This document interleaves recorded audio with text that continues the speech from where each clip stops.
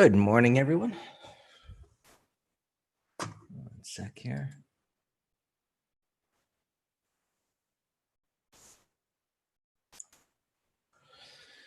Okay, new week. What's ahead here? Markets up here on, China again. New hopes for things there. It just goes on and on and on as Mr. Schizophrenic, as I call this market, would have it. Day to day, from depression to new happiness, right? April Fool's Day. That very good, Lita. And maybe it is, which is I look at the charts and we'll get to the futures and we see, even like the Qs here coming up to that 182 number, which is up near some resistance there, right? The old high. And I always try not to, Alex, because, who turns out to be the biggest fool if I'm wrong? And that's me, because I'm the one, doing the same. So here we are pushing up into the prior high here with that nasty, powerful, potent textbook breakout failure with the downside wide range bar reversal. Now, that really said it should have pulled back, and maybe that would have been the better thing for the markets to do. But this market being one in which it frustrates as much as possible as to a lack of follow through. I mean, you could say, well, where the follow through has been up, Greg, is what are you talking about? Well, yes, it has, but it's been a grind and what we call a self-correcting uptrend as it, it moves up, down, back toward the low, up again, back down toward the prior low and up. And, there's a more normal type of pullback, let's say, but, deep retracement and then acceleration higher, wide range bar ending. Now, wide range bar endings don't mean the end of the trend, but they say, hey, momentum by historical measures and that kind of price action, it says momentum's going to slow down. It certainly did. But the retracement from there was minuscule. And so last week, prices moved down, up, retesting, and then the inside day on Thursday. And I suppose that was enough for buyers to say, hey, we've got a little bottom in here. Let's give it a shot. Friday gapped up, and essentially we went nowhere all day on Friday. And now the markets are gapping up on this, all of a sudden Monday morning. Let's just, feed them some news here and get the markets to move up. And whether this is a sucker play or not, to just drag in more buyers here at a worse time, we'll see. So let's say within the next 30 minutes after the open, whether they can hold this low and then push up past 182, that'll be viewed as a positive. Whereas if it starts moving down toward the gap fill, and it shouldn't move very far toward the gap fill, right? Let's just say that 180 area, or 180 and a half, whatever, should be about it. We don't want to see it fill the gap from the bullish point of view. Any kind of pullback, we want to see buyers begin to step up and then take it higher from there. Now, what you have to be looking out for, or at least have a suspicion of with this kind of a pattern, because it's set up for that to happen, is an M top. And this could be, the textbook M top. And sometimes they get a little above the high too. So, in the MTS course I call, that's like a little bonus. And the bonus is being, okay, that really sucks in, the last few as it pushes above the high and then comes in again. But M tops happen after an accelerated move. We have that, check. They happen after a very shallow retracement, check. And now they retest the high. Sometimes they make it slightly above the high and then slam back to the downside, right? Knock it, slamming back down again. And if we get that, for that to shape up, it's got to take, I suppose, 2 or 3 days. That would put us into the middle of the week.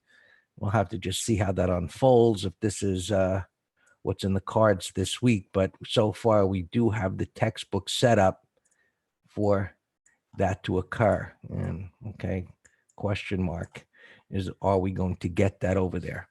So just being aware of it and open to that possibility, right? And that puts you in a good place. Now, on the other side of that, look, if it holds the gap and it moves up, for us that we're here interested in day trades as well and swing trades for as long as they'll swing. Okay, if it can hold this area and it starts moving up and it's looking good and we get a positive close, we'll just make the assumption it's going to go higher. And then we'll just see if it can come up to those old highs. Step by step, bar by bar analysis. We know where our support levels are, resistance levels, and we just trade them accordingly. We'll pick the best things that we can find. And if things don't work out, we'll just get out of the way. And let's move on. Spiders, similar pattern, right up near the high. Hey, good morning, Pat. So a little further to actually the 285-ish, right up near the prior high. And same story. Let's see how much it pulls back or lack thereof. Does it jiggle around? Does it get to 287 and so forth? Or does it become the M top? And, we'll just have to see how it unfolds. The Russell's up a little bit, all right? Break, lower high, lower low in the area where sellers should attempt to take control and make the next lower low and roll it back to the downside. So we're going to want to keep an eye on that as to whether the Russell shows some relative strength or relative weakness here as to what's happening against the other markets. That'll give us a bit of a tell as to what's going on. The weekly chart looks okay, right? Very strong move up into resistance, a grind to the downside. But this kind of a pattern, let's say a weekly like this and a daily like that, typically mean that it needs a little more work to handle this supply over here, and then it could go higher. So that being the case, we're still going to be watching because this daily pattern is one in which it's correcting in a very different way than what the Qs are. So we've got different pictures here in markets that can have an effect on one or the other. Transport similar to the Russell, and that's kind of been the way things have been in this market, even since all of last year and into this year, where the Russell and the transports get weak first, then they start to play catch up. They bring up the rear, and that looks like, well, that's what they did last week. They were the worst performers the week before last. Last week they performed much better, but retracing into their prior decline. So little deceptive looking at who was the better performer last week when the transports and the Russell and even the retailing sector were among the weakest the week before last. And retailing had a little bit of a miracle recovery there as it had rolled over and looked like it was heading down into the void. And last week, pretty much everything was saved from going lower. However, gold, like that, a bit of a shellacking there. And whether that is because of its move up into price resistance or something more, we'll just have to see how much it can recover here in the coming week. And bonds, broke out. And this is the real problem for the markets, is that bonds are moving up here like as if they're going a lot higher.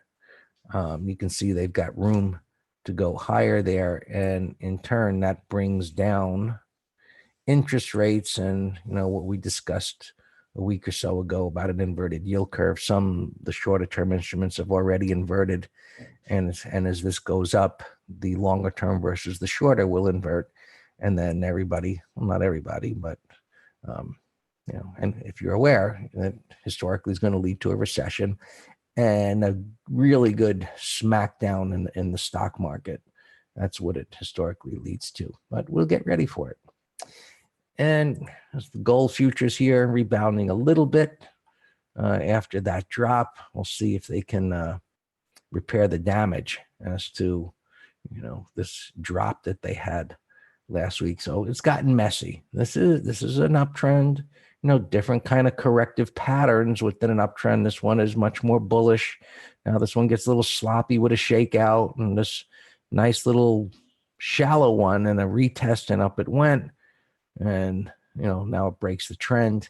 So this could just lead to a sideways consolidation because it's at, that resistance area, which would be normal. So let's see if it just jiggles around over here for a while. And oil continues its grinding, right, bullish move to the upside with very little to stop it. And we've got that old high up there or so on, and it is up against 62, the next whole number. It got through 60, and so it's poking against 61. The 200 is up there, but there's nothing to the left. So we'll see what the reaction is there, but so far it just, buyers keep going with the trend. And so energy stocks have just been dead, right? They're just chopping sideways here. And as oil goes up, that's supportive of these stocks, but they just can't get out of their own way. And while, this gapped up on Friday, like it came all the way back in where, most other markets that gapped up on Friday, they didn't do very much, but, they held on to their gain, and not oil. They didn't drop. So semiconductors, well, that didn't gap up all that much, but more like technology. This is what a lot of the techs look like here. And now as they move up, we'll see if they can lead the way up this week. Software, right? So pretty much similar pattern. And I just hate these ones that are just so close to a prior high, especially one as potent as this is, because it just suggests that sellers are going to come in and give it another shot. And those that bought here, just think about how you have to think about charts from the point of view as if you're in it. Now, if you bought that breakout and you had a chance to get out, maybe even at a plus, most of us are going to sell or lighten up, even if we have the wherewithal to recognize, hey, it's not so bad as it seemed to be in the moment. Let me hold on to some. Maybe that's the way to go. I've also personally been in situations just like this and say, all right, everything looks much better. Let me hold on, and boom, I'm back down, right? Loss in the face again. So you go back to that, so, why didn't I get out while I had the chance? That's the markets. You make decisions based on what's happening, and sometimes they're not quite as clear. And I think this is one in which it's not quite as clear whether it can continue to move higher or whether this does turn into that M top and back down again. It's come a long way in a relatively short amount of time. Markets are up at their relative resistance area, and we'll see what this week brings here. That's it for me. All yours, Dan. All right. Good morning, traders. Yeah, and the weekend letters, of course. Everything looked higher, and that's why we have all longs in the letter today. A little bit reluctantly, even though we didn't expect this big gap. Goldman Sachs was the only one I had as a short watch. Greg, can you all hear me?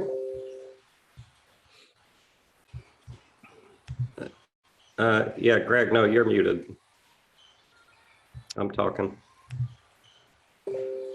No, well, look, they're typing, Greg. They can hear.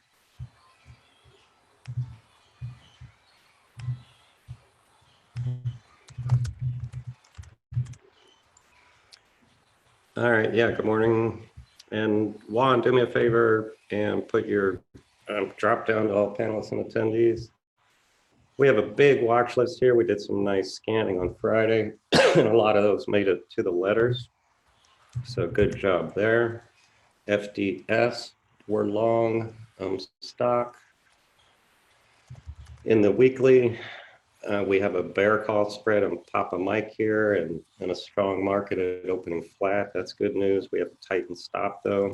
Our Facebook got a little nervous on Thursday. Now it's gapping up. We have a put spread that expires Friday.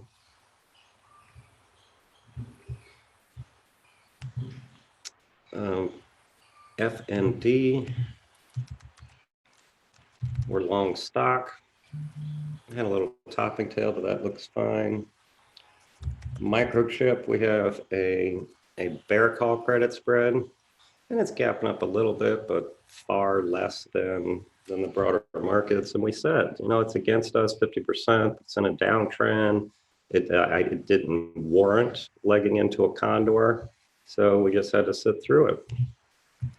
And same with XBI. We had a call spread, but this one, I said in the video on the weekend, you know, you all know I do a weekend video review of all open and closed trades. I said this one, negating this red bar, bullish 15, that I was going to keep an eye on to leg into an iron condor. So I'm still going to be looking at that today. Let me put that in a window. All right, open or in CPRT, we're long stock, and that looks fantastic. And finally, CGC, we have just the call spread on. We had a condor and stopped out of the put side when that sector got really whippy last week. We actually shorted a few of those.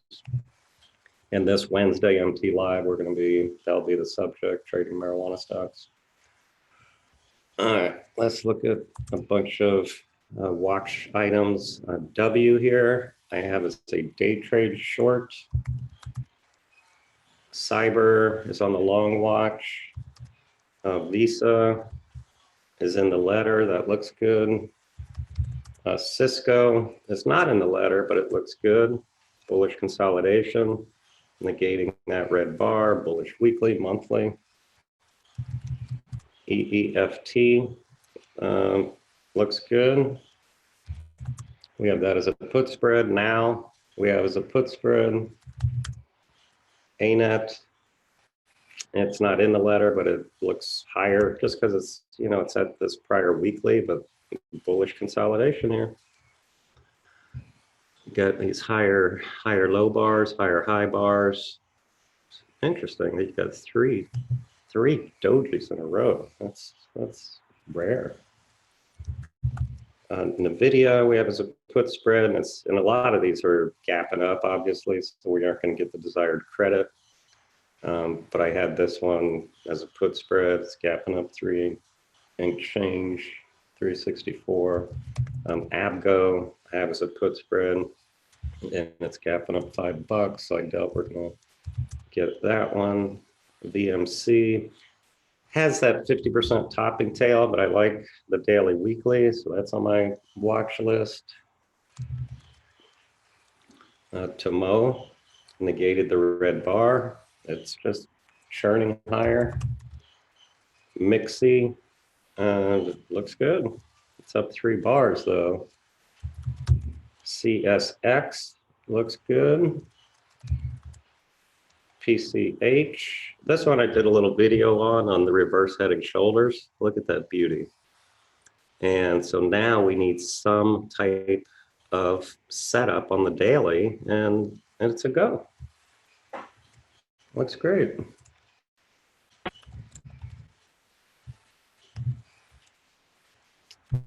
Dollar Tree, that looks great. And that's in the letter as a long. Kilo Lima, I had as a, you know, as a bear gap in the gold sector, and it's gapping down again. So we kind of missed our entry, even though 29 sure looks in the cards. J&J, kind of a 1, 2, 3, 4. So that looks good. A lot of good looking things out there. look at this lift. Poor thing. And we're going to do a MT live on Trading News in the next couple of weeks. And I grabbed a screenshot of this because a Wall Street Journal article said, lift soars on IPO. And I'm like, really? I mean, it soared because it was more than the opening price. But you see how misleading that headline is? If you don't look at reality, it was a gap and crap. Nasty day. So news to us just brings us to a chart. That is it. I can saw this one going by the ticker today. Never heard of it. VFF. Look at this. I've been on a tear here, 4 to 18. I can't do anything with it, but you know, it looks like it could go to 16, 17. Calm, COLM. Trader, you emailed me this one. I like that. AYX is sloppy and wide, but I like the weekly 1, 2, 3. That looks higher. STZ had there was mention of it in Barron's, so I just pulled it up. And you know, like I said with Barron's or anything else, I'll read the article if I want to. Otherwise, I just see that somebody's writing about it and I pull it up. I don't care if it's I don't care what the article says, just the fact that it's mentioned. I want to see if there's a tradable opportunity. And I like this one, daily, weekly. And I was going to put it in the letter as a put spread, but it has earnings on the 4th. Yum, kind of a, you know, pullback here, but you see where buyers are stepping up. So it's building support over time. It gapped up Friday. DEF, I got this one out of Barron's also. That's I think it's a preferred or some type of dividend paying fund, but nice bullish, daily, weekly. You got a small little bear sandwich in there. Big bottoming tail here, but that looks higher. It's at this, you know, the gap area though is one concern, but I think this has done a lot to heal that gap down area. DWDP, this is DuPont, they're splitting up in the 3 companies. And again, there was an article about, you know, talking about it, which I don't care about. But when I saw this pattern, 1, 2, 3, 4, 5 bars down, gapping to this prior low, and just a big, huge bullish engulfing bar. I have that on my list to sell either a 52 or a 51.5 put for Friday, naked. And now it's gapping up. So I would take that bet that low is going to hold for 5 days. Sure. RTN, I had this as a put spread candidate. You know, it's sloppy to trade, although, you know, it could get going. There just wasn't good juice. EWT, that's one we're looking at in our ETF trader. XLY looks higher. J&J actually down a dime, which is fine because then it'll have to trigger. Mountain, watching this as a put spread candidate.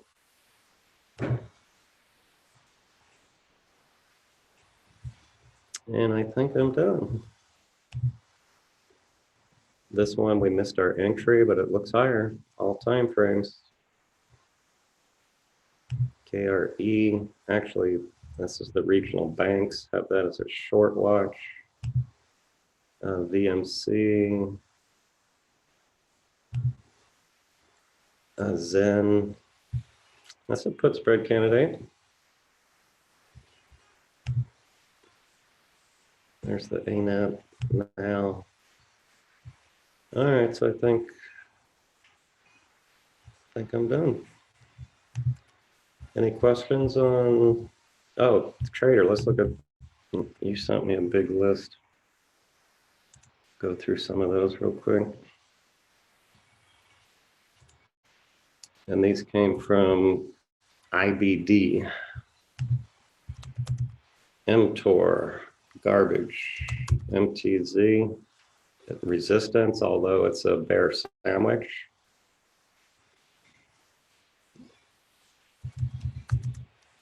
Adobe, sloppy.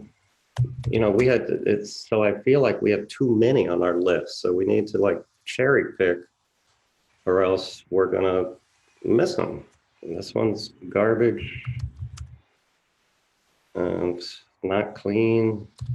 So just compare them to the you know, the 20 that I just went through that all said look good. This one's garbage. Cyber, I like this one. Where I already spoke about it. See, the ones that are just slopping around and still have resistance, as opposed to this one that closed outside of it. So this one is superior to, you know, the last 6 I just looked at on your list. So let's just keep going on your list. GTN. It's not ready, and I don't like that it's breaking down on the weekly, so don't like that. MFGP. I trade spotty. I'm not crazy about it. NXST. Had a gap and crap last week, last Friday. This one's not ready. SSNC. Yeah, that one, that had a better close. Yeah, I like that one. Now we talked about TGNA. Nah. TTD. Nah. UBNT. It's better. It's better.